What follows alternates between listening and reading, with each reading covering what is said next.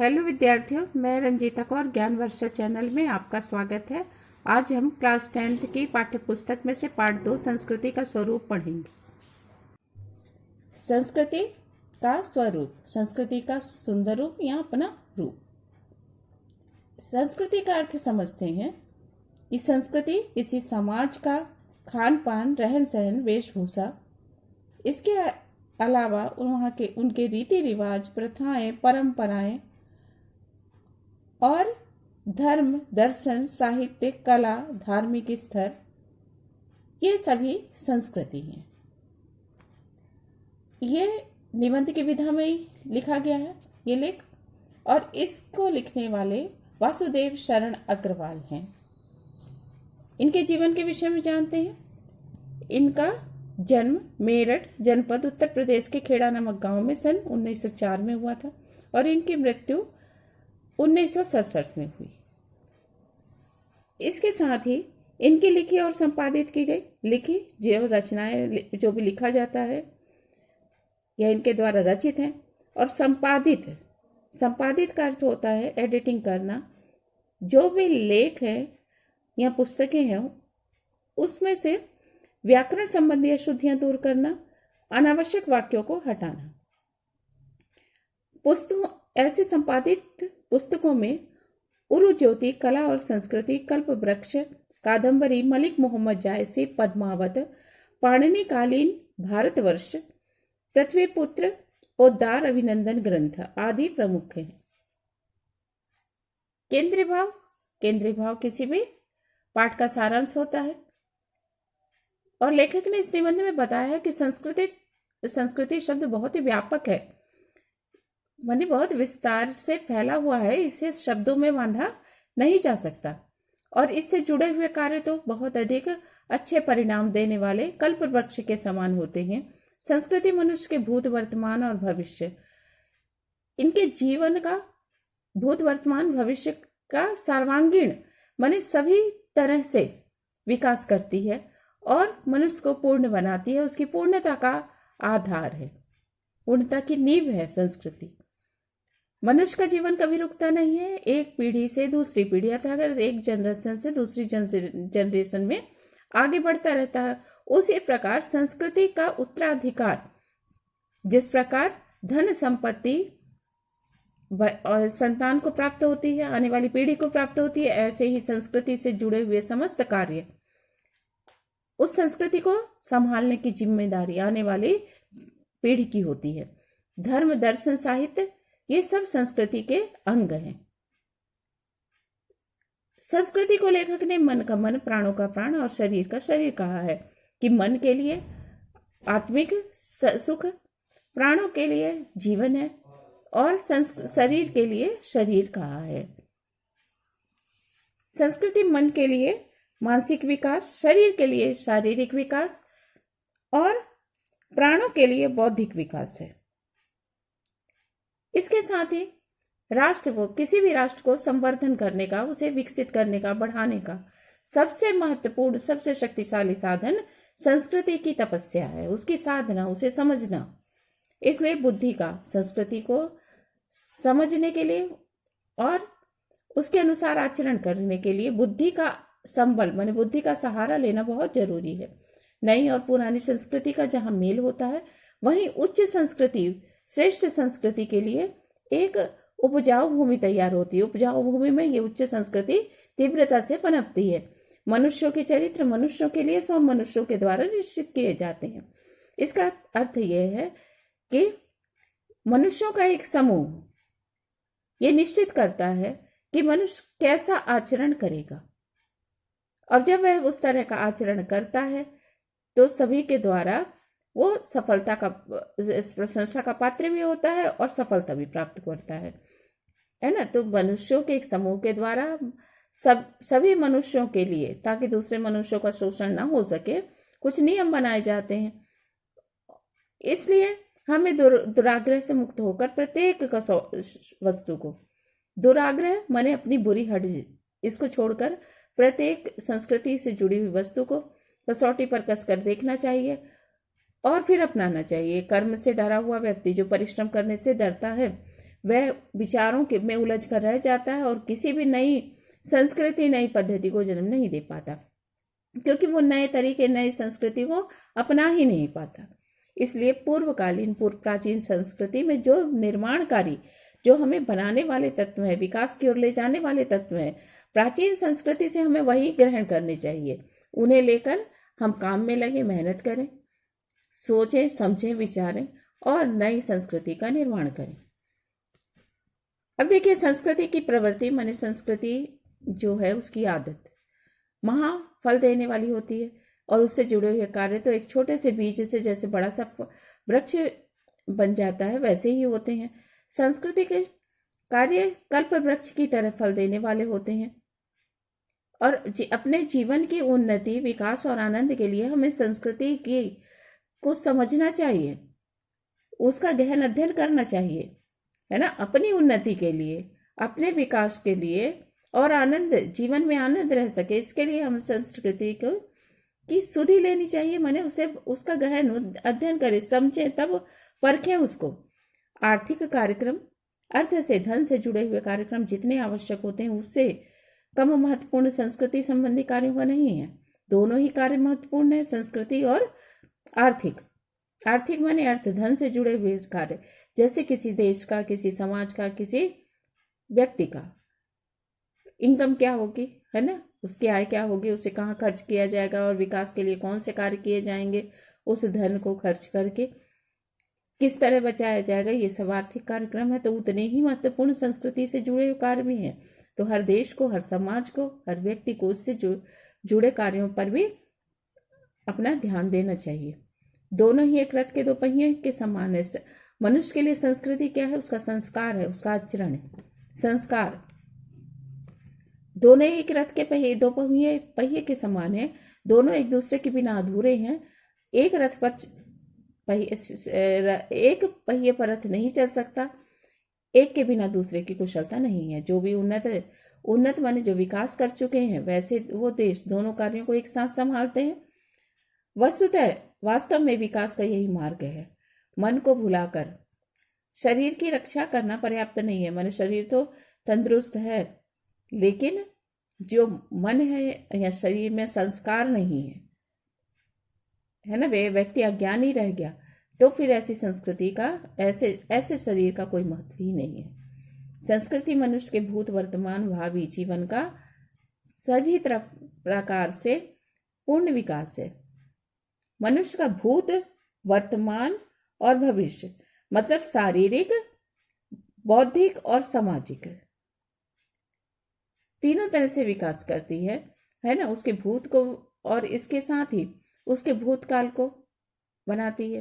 वर्तमान जो अभी है, तो व्यक्ति जो संस्कृत अच्छे आचरण करता है, संस्कार युक्त आचरण करता है और सही संस्कृति को परख कर अपनाता है, तो वो अपने वर्तमान और भविष्य सभी को बनाता है। तो उसके क्या होगा? उसका सभी तरह से सर्वांगीण विकास होगा। वर्तमान और भविष्य का शारीरिक, बौद्धिक, सामाजिक, आर्थिक समस्त विकास होगा। संस्कृति कोई हवा में नहीं रहती है ना। संस्कृति हवा में नहीं रहती। हमारा जीवन जीने का तरीका ही संस्कृति है। इसका मूर्तिमान, इसका साक्षात जीता जागता रूप होता है। जो जीवन के नानाविध रूपों का समुदाय ही संस्कृति है। जब विधाता ने ये सृष्टि बनाई होगी, तो पृथ्वी आकाश के बीच बहुत सारे अंतराल, गैप होगा। गैप माने बहुत अंतर, बीच का खालीपन होगा। उसको खालीपन को भरने के लिए उसने सूर्य, चंद्र, तारे, मेघ, 6 ऋतुएं और संध्या, प्रातःकाल, ये सारे बनाए होंगे। तो सारा आकाश भर गया होगा। ये देव शिल्प थे, देवताओं के द्वारा बनाए गए थे। देव शिल्पों से प्रकृति की संस्कृति भवनों में आई, है ना। मनुष्य बनाया तो मनुष्य ने अपना जो विकास हुआ, उसका मानसिक विकास हुआ, और उसने इसे संस्कृति से जुड़े हुए रीति रिवाज, परंपराएं, प्रथाएं, भाषा, ये सब बनाए, तो वो भवनों से में आई। देव शिल्पों, देवों द्वारा बनी गई ये प्रकृति में से संस्कृति भवनों में आई। इसी प्रकार मानव जीवन के उषा काल की जो प्रातः थी मनुष्य के जीवन की, जब आदि मानव था व्यक्ति, तो उसकी हम कल्पना करते हैं, तो उसका आकाश मानवीय उसका आकाश शिल्प से के रूप में भरा था। ऐसे हजारों वर्ष लगे हैं हमको यहाँ तक पहुंचने में। यही संस्कृति का विकास है, यही परिवर्तन है। जितना भी जीवन का ठाठ है, नहीं तो जंगलों में आदि मानव का जीवन व्यतीत करना, धीरे धीरे धीरे धीरे आविष्कार करना, और इसके साथ ही अपने को नियमों में बांधना, है ना। पहले तो पशुओं के समान रहना, लेकिन फिर धीरे धीरे एक समाज बनाना, उसमें नियमों से उस समाज को बांधना, कुछ रीति रिवाज बनाना। तो ये सारी धीरे धीरे इस परिवर्तन में सहस्त्रों हजारों वर्ष लगे हैं। संस्कृति का विकास और परिवर्तन हुआ है। जीवन का जितना भी ठाठ शान शौकत हम अब देखते हैं, ये उसकी सृष्टि मनुष्य के मन, प्राण और शरीर के दीर्घकालीन लंबे समय के प्रयत्नों का परिणाम है। मनुष्य का जीवन कभी रुकता नहीं, पीढ़ी दर पीढ़ी चलता है, और संस्कृति का उत्तराधिकार भी हमारे साथ चलता है। धर्म, दर्शन, साहित्य संस्कृति के ही अंग हैं। संसार में वैसे तो अनेक प्रकार के मनुष्य होते हैं और उनकी संस्कृतियां भी अलग होती हैं। यहाँ नानात्व माने अनेकता अनिवार्य है। देखिए, धर्म, दर्शन, साहित्य, कला संस्कृति के अंग है। संस्कृतियां अनेक है। अब हम विश्व को देखते हैं तो अनेक देश में तो अनेक संस्कृतियां हैं। वहां नानात्व माने अनेकता भी अनिवार्य है। और अगर भारत के संदर्भ में, भारत के विषय में हम बात करते हैं, तो एक भारत ही ऐसा देश है जहां कई संस्कृतियां एक साथ रहती हैं। तो इसलिए यहाँ पर थोड़ा सा कहना चाहिए, अनेकता को हम किस दृष्टि से देखें, इसमें यह बताया गया है। वह मानवीय जीवन का झंझट नहीं समझना चाहिए। नानात्व माने अनेकता को, जो अनेक संस्कृति है, इसे जीवन का झंझट नहीं समझना चाहिए, जीवन की सजावट समझनी चाहिए। किंतु हम किसी देश में, किसी काल समय में, है ना, जैसे आज से 50 साल पहले या 30 साल पहले जो लोग सोचते थे, आज हम सोचते हैं वैसे हमारे विचार हैं, वैसे हमारी सोच है, नहीं है। तो हम किसी देश में बंधे रहते हैं, देश में रहते हैं, तो वहाँ के रीति रिवाज, वहाँ का रहन सहन हमें भाता है। अगर हम जिस काल समय में रहते हैं वो हमें अच्छा लगता है, तो किसी देश काल की सीमा में बंधे होने के कारण हमारा जो गहरा संबंध होता है वो किसी एक विशिष्ट संस्कृति से होता है। और वो हमारी आत्मा में, जैसे हम कहीं भी चले जाएं तो हम भारत से ही प्रेम करेंगे। तो उस देश काल और की संस्कृति हमारी आत्मा में बसी होती है, वही हमारे आत्मा और मन में बसी होती है और हमारा संस्कार करती है। उसी के अनुसार हमें आचरण आता है, संस्कार आता है। ये तो संसार में अनेक मनुष्य होते हैं, स्त्री पुरुष होते हैं, लेकिन हम सभी को अपने माता पिता नहीं मानते। जो हमें जन्म देते हैं, हम उन्हीं से हमारा गहरा संबंध होता है, और उन्हीं के गुण अवगुण हम में आते हैं और उन्हीं को हम अपनाते हैं, है ना। एक तो वंशानुगत माता पिता के गुण हम में आते हैं, और जो कुछ देख के हम अपने ही माता पिता से सीखते हैं, उन्हीं को हम अपनाते हैं। और ऐसे ही संस्कृति का संबंध हमसे होता है। वह सच्चे अर्थों में हमारी धात्री, हमारी धरोहर होती है। इस दृष्टि से संस्कृति हमारे मन का मन, प्राणों का प्राण, शरीर का शरीर है। अर्थात हमारा शारीरिक नहीं, मानसिक, बौद्धिक और शारीरिक विकास करती है। इसका अर्थ नहीं है कि हम अपने विचारों को, ये मतलब नहीं कि हम एक संस्कृति से जुड़े हैं तो उसी से प्रेम करें, नहीं। इसका अर्थ नहीं है कि हम अपने विचारों को किसी एक संस्कृति में ही सीमित करके रह जाएं, संकुचित उससे सिकोड़ लें। सच तो यह है कि अगर हम अपनी संस्कृति के मर्म को, उसके सार तत्व को समझ जाते हैं, क्योंकि प्रत्येक संस्कृति हमें क्या, जन कल्याण की भावना, जन कल्याण, उदारता, परोपकार, ऐसे भाव सिखाती है। तो जितना हम अपनी संस्कृति के मर्म, उसके सार तत्व को समझ जाते हैं, उतने ही हमारे विचार ऊपर उठ जाते हैं। हमारा व्यक्तित्व जो होता है, संसार के दूसरे मनुष्यों को, धर्मों को और संस्कृतियों को, विचारधाराओं को, उनसे मिलने के लिए, उनको जानने के लिए सामर्थ्य होता है, योग बन जाता है, अभिलाषी होता है, इच्छा करता है। तो अगर हम अपनी संस्कृति को ध्यान से समझिए इस बात को, कि अगर हम अपनी संस्कृति के मर्म को, उसके सार तत्व को समझ जाते हैं, क्योंकि अगर हम अपने संस्कृति में धर्म के या धार्मिक आचरण की बात करें, तो यहाँ पर क्या है, हर धर्म हमें परोपकार, जन कल्याण, समाज सेवा सिखाता है। तो अगर हमने उसके बात को वास्तव में अपने गांठ बांध लिया, तो हम उतने ही ऊपर उठ जाते हैं, है ना। हर धर्म सबसे प्रेम करना सिखाता है, उतने ही ऊंचे उठ जाते हैं, और संसार के समस्त संस्कृतियों, लोगों से, मनुष्यों से, विचारधाराओं से, सोच से मिलने के लिए उतने ही सामर्थ्य मन योग्य हो जाते हैं और इच्छुक हो जाते हैं। अभिलाषा करना, इच्छा करना, अपने केंद्र की उन्नति करके, अपने अगर हमको बाहरी सुधार करना है तो अपने आप को सबसे पहले सुधारना होगा। ऐसे ही अन्य संस्कृतियों को समझना है तो सबसे पहले अपनी ही संस्कृति को समझना होगा। यही विकास की नींव है, यही हमें उन्नति दिला सकती है। कहते हैं घर खीर तो बाहर खीर, और घर में अगर है ना, घर में संपन्नता है तो बाहर भी संपन्नता है, सुख है। और घर में एकादशी एक व्रत है, घर में ही खालीपन है, अपनी ही संस्कृति ने उसको नहीं समझा तो बाहर क्या समझेंगे। एक संस्कृति में जब हमारी निष्ठा, हमारा विश्वास पक्का हो जाता है तो हमारे मन का जो घेरा होता है, परिधि माने घेरा है, दायरा, वह बढ़ जाता है, विस्तृत हो जाता है, फैल जाता है। और हमारे उदारता का वो है ना, हमारा हृदय इतना विशाल हो जाता है कि उसमें सब संस्कृतियां समा जाती हैं। संस्कृति जीवन के लिए परम आवश्यक है।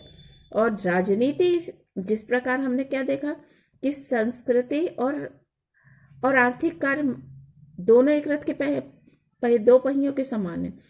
और यहाँ पर अब तीसरी चीज हो रही राजनीति। राजनीति किसी देश का है ना, शासन व्यवस्था, वहां की नियम कानून, मौलिक अधिकार, कर्तव्य, ये सारी बातें। तो राजनीति की साधना उसका एक अंग है, एक पार्ट है। तो संस्कृति जीवन के लिए आवश्यक है और राजनीति संस्कृति का ही एक अंग है। संस्कृति में इतनी सामर्थ्य है कि वो राजनीति और अर्थशास्त्र दोनों को अपने में पचा लेती है ना। हमने पिछले पेज में देखा कि ये दोनों अर्थ और संस्कृति के दोनों कार्य एक रथ के पहिए के समान है। लेकिन अब हम तीसरा राजनीति ला रहे हैं कि राजनीति और अर्थशास्त्र को, संस्कृति दोनों को अपने में पचा लेती है और मानव की उच्च सोच को जन्म देती है। विस्तृत माने ऊंची सोच, विशाल सोच को जन्म देती है। राजनीति में स्थायी रक्त संचार केवल संस्कृति के द्वारा ही संभव है।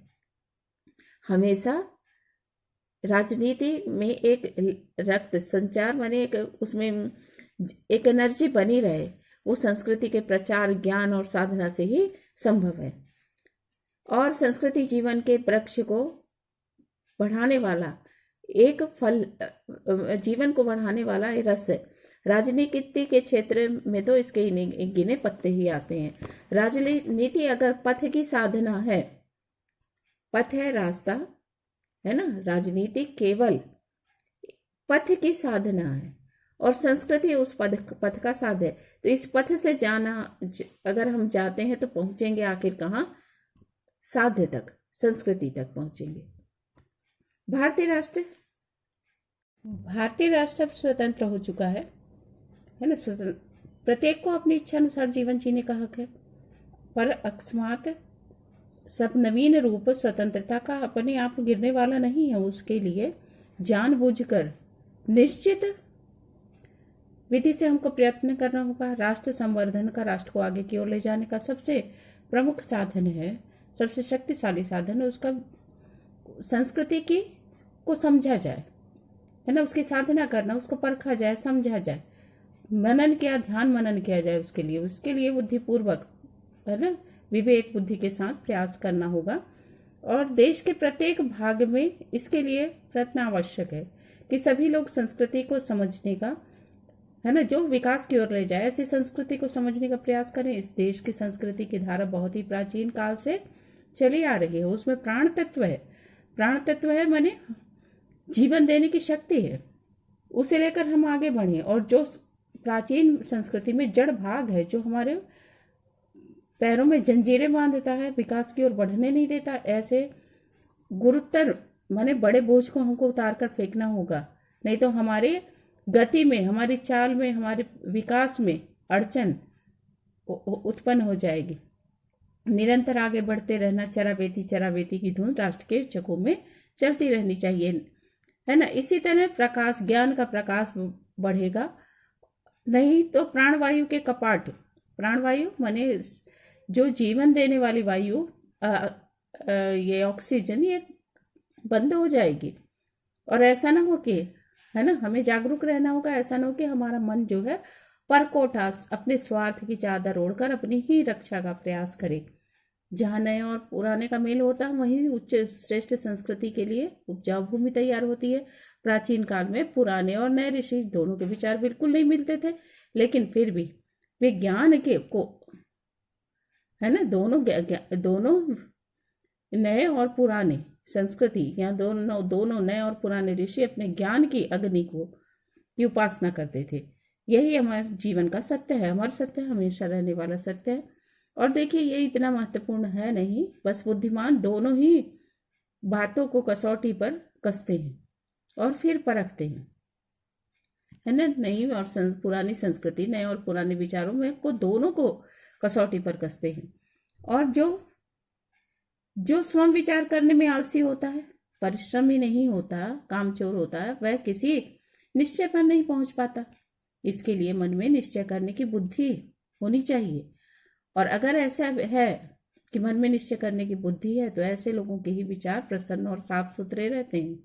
और जो ऐसा सोचते हैं कि बाबा धर्मगुरु जो कुछ कह गए हैं ना प्राचीन काल में, वो बातें ठीक बैठती होंगी, हो सकता है आचार्य धर्मगुरुओं ने जो कुछ कहा तो उस समय की परिस्थितियों के अनुसार ठीक होगा, लेकिन आज वैसा ही नहीं बैठता, है ना। तो जो यह सोचता है ना, आलसी व्यक्ति परिश्रम करना नहीं चाहता, वो अपना दिमाग में जोर नहीं डालना चाहता, नहीं चाहता, तो वो यह सोचता है, यही मन में विचार करता है कि पहले आचार्य धर्मगुरु जो कुछ कह गए हैं वो सच्चा है और उनकी सारी बातें सफल है ना, उन्हीं की बातों पर चल के सफलता है। मेरी बुद्धि, मेरी विचार शक्ति, है ना, मेरी सोच, मेरा विचार करने की शक्ति सारी टूटपुंजिया है, घटिया है। टूटपुंजिया माने घटिया है।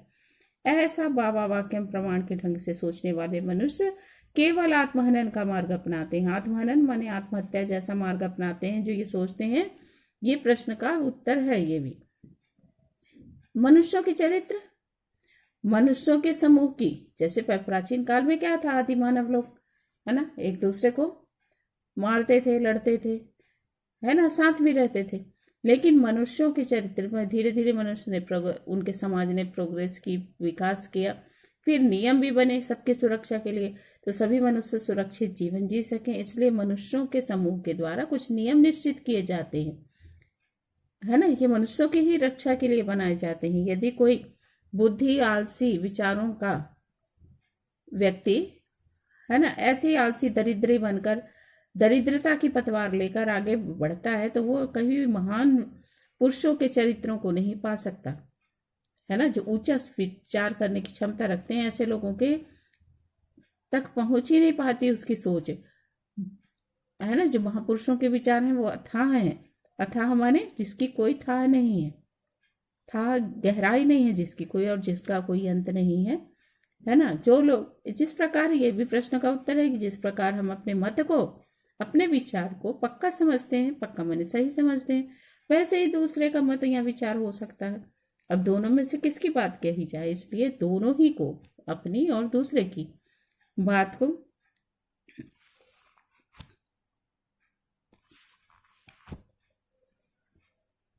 दोनों ही बातों को परीक्षा की कसौटी पर कसना चाहिए और फिर उसे अपनाना चाहिए।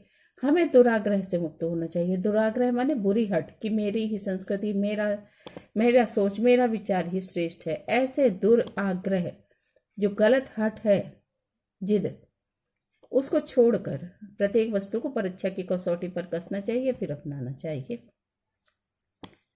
अब नए विचारों में और पुराने विचारों में के संघर्ष में, है ना, आपसे इनका जब मतभेद हो रहा हो विचारों में, है ना, कौन श्रेष्ठ है, किसे अपनाया जाए, ऐसे समय में सुलझा हुआ दृष्टिकोण और साहसपूर्ण, है ना, अगर कुछ गलत है पुराने में तो उसको छोड़ने की क्षमता होना चाहिए, ऐसा साहस दिखाना चाहिए। तो ऐसा साहसपूर्ण दृष्टिकोण आवश्यक है, क्योंकि उसका विरोध तब होगा ही जो ऐसे पुरानी संस्कृति को छोड़ेगा, कुछ अनावश्यक चीजों को, तो उसका विरोध होगा। तो साहसपूर्ण दृष्टिकोण की आवश्यकता है। इससे प्रगति का मार्ग खुलेगा। अन्यथा भूतकाल में जो कुछ हम अपनाते आए थे वो भी आज भी अपनाने लगेंगे, तो वो आज सही नहीं बैठेगा। तो वो भूतकाल कंठ में, जैसे गले में खटखटा माने कोई फांस कुछ अड़ जाता है, वैसा अड़ जाएगा। है ना। भूतकाल की जड़ पूजा माने जो निर्जीव है, जो हमें विकास की ओर नहीं ले जाता सकता, ऐसी चीजों को छोड़ देना होगा, ऐसी बातों को, ऐसे तत्वों को।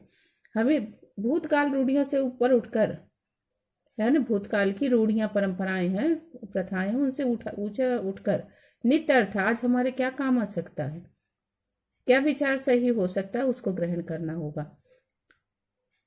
ऐसी सोच को लेकर हम जब कर्म की सिद्धि माने कर्म की सफलता पर जब मनुष्य का ध्यान लग जाएगा, तब वह दोषों से बच जाएगा।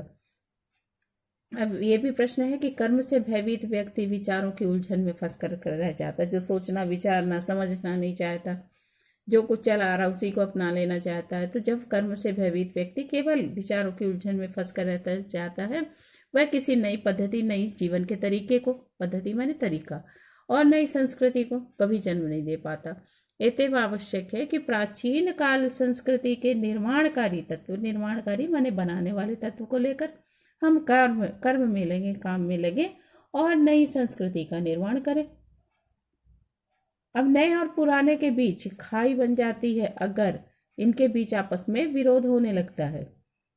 तो भूतकालीन साहित्य माने प्राचीन साहित्य से हमें क्या लेने की आवश्यकता है, क्या चीज उसमें महत्वपूर्ण है, जो उसका सार है ना। सार है मतलब जैसे दही में से माखन निकलता है ना, वैसे भूतकालीन प्राचीन साहित्य में क्या है ऐसी चीज, तो वो है आत्मत्याग, त्याग और मानव सेवा। क्योंकि हमें समस्त विश्व को अपना परिवार मानने का आदर्श है हमारे में, हमारी संस्कृति में मनुष्यों की सेवा करने का आदर्श है ना। अपने स्वार्थों को त्यागने का आदर्श है कि जन कल्याण के लिए अपने आपसी स्वार्थों को हमें अपने स्वार्थों को त्यागने का आदर्श मिलता है।